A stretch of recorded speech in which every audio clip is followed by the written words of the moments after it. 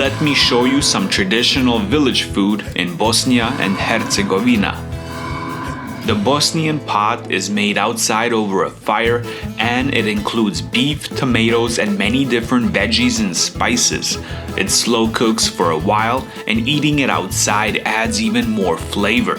A quick coffee break, then it's time to taste everything on the table. Some of the staples are homemade cheeses, roasted peppers and eggplants with sour cream, and of course, lots of smoked meats. This is sujuka. Sujuka. We got some dried cheese, kupus. We got some fresh cheese straight from the bottom of the cow. We got some lettuce right there. So this right here is red and orange peppers and eggplant roasted on the grill.